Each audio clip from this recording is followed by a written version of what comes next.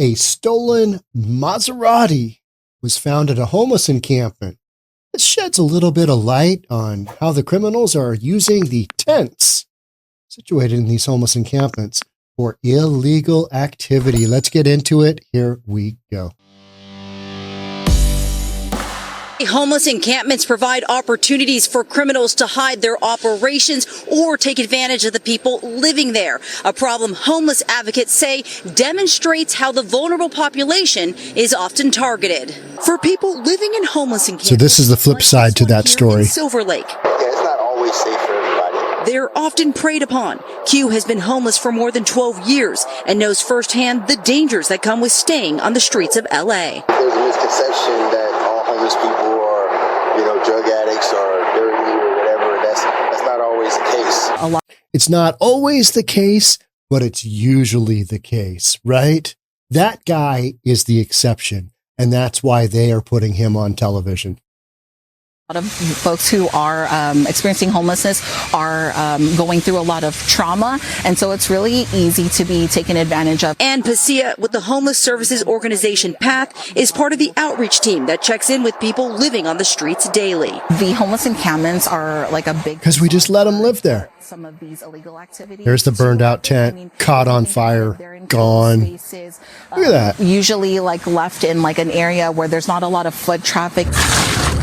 LAPD provided NBC with this video inside a homeless encampment showing a tent divided by criminal activities, stolen sales goods, to prostitution. Oh, that's people good. There preying on the homeless, selling drugs, selling and buying illegal activity, doing illegal activities. But there's victims, there's enforcers, so to speak, and there's people that sort of they gain a lot by preying on the homeless. LAPD saw an increase in drug over. They take advantage of them, plain and simple, right? They take advantage of them because they can.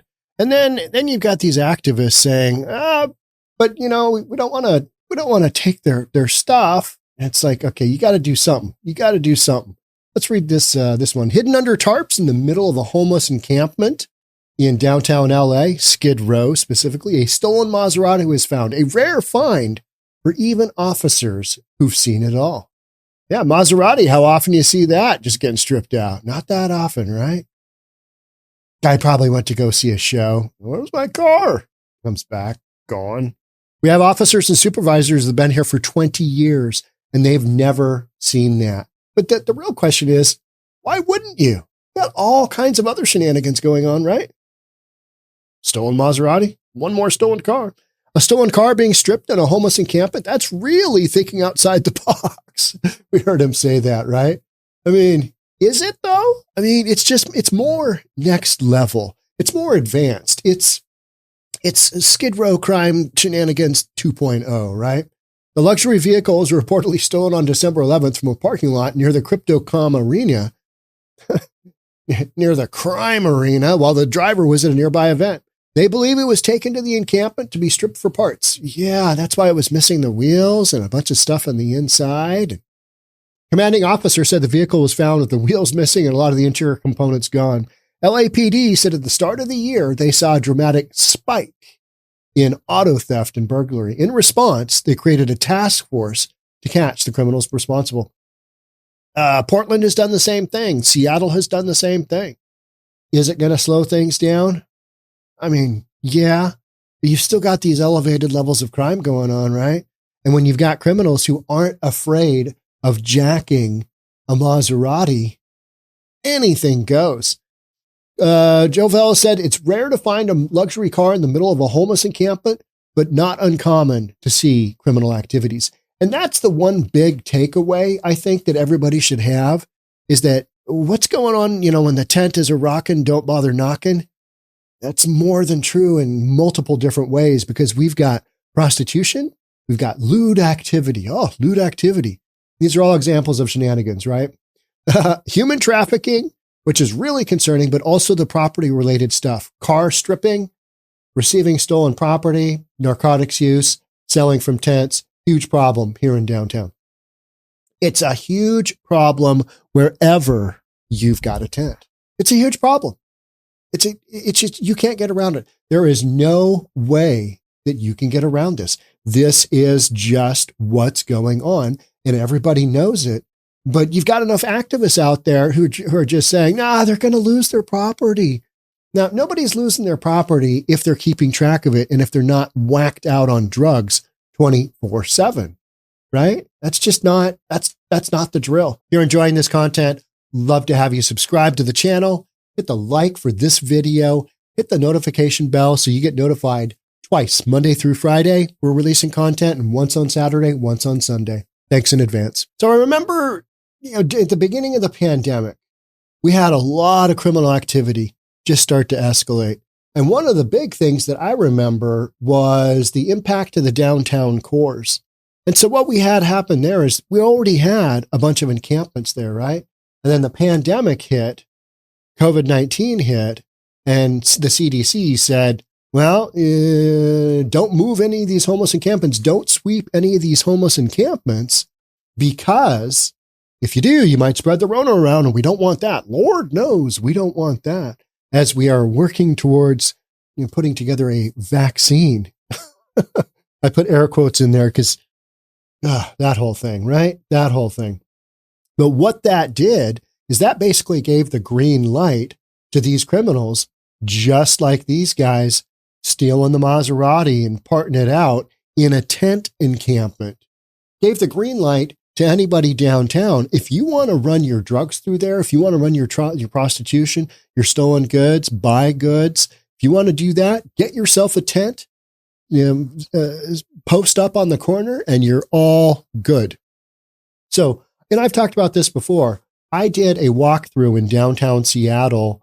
It must have been, maybe it's 3 years ago. Maybe it was January of 2021. It was just after the Summer of Love that, it didn't have a lot of love in it. It had a lot of murder and shootings and violence and, burning down buildings and, bashing out windows, but not a lot of love there. That's kind of a misnomer if you don't know. But so January 2021, I think it was, I did a walk through downtown Seattle, and I remember I was very close to City Hall Park, which had its own issues. It was just overrun with people doing crime, doing shenanigans all day long in a park next to our city hall. And we just had crime story after crime story. And it wasn't unlike the Nancy Pelosi federal building down in San Francisco, where they told their employees, hey, why don't you guys work from home? Same thing happened in our building, in our Seattle City Hall. They basically said, don't be coming into the building. It's too dangerous, because they had to clean it out.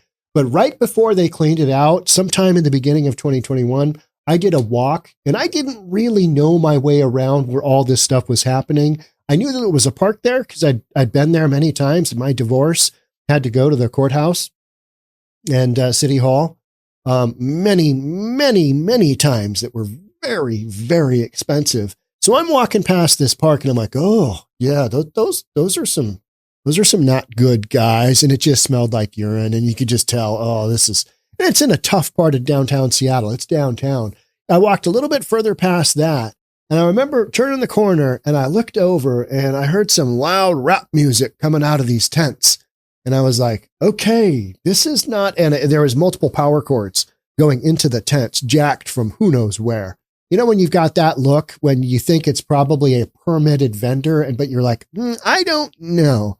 It was one of those moments. I remember one of them was a big green tent, like a surplus war tent, military tent, that kind of thing. I remember looking at this cluster of 3 tents that were all kind of in a row, and I thought, there's shenanigans going on there. Those aren't people just hunkered down trying to get through life. You've got stuff going on. Sure enough, like a week later, I remember seeing the crime story. They busted some operation, it was a fencing ring of stolen goods for a big portion of Seattle. And I was like, that happened. And I looked at the address of where it happened, and I'm like, that's what that was. That cluster of tents was a fencing operation out in the open in tents in downtown Seattle, because you can get away with it. Because what greater cover? Nobody wants to go into a tent that doesn't have to, right? Nobody wants to do that.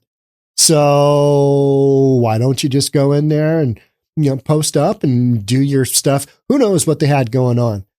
Prostitution? I don't know. But, the stolen goods? Absolutely 100% for sure. So that's the misnomer I think that a lot of people have, is that they're all just homeless people. No, a lot of these tents, you've got tomfoolery. There's shenanigans. Who knows what else is happening in there? Because when the tents are rocking, don't give that nylon flap a little bit of a knock, right? All right, that's it for me. Thanks so much for being here. I'll catch up with you on the next one. Bye for now.